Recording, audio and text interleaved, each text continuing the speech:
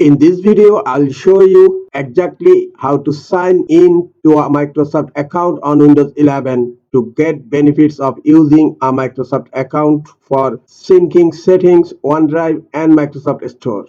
Let's get started.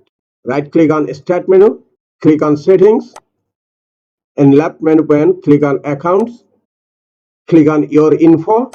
Here I have signed in with a local administrator account. Under account setting, on local account, you will find an option sign in with a Microsoft account instead. Click on it. Type your Microsoft account email address. Click on next. Choose a way to sign in. I am choosing use my password. Type your Microsoft account password here. Click on sign in. Type your current Windows computer password. Click on next. Here you will find a pop-up menu, what to use your fingerprint to sign in faster and more securely. Scroll down. I'm not setting up it right now. Click on Escape for now. Now create a PIN. Click on Next.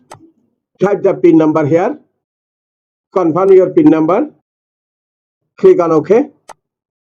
One more step. Use Windows Hello to finish setting up your Microsoft account on this device. Click on Next. Type the PIN number again. That's it. This is the easiest way to sign in with Microsoft account on Windows 11 computer.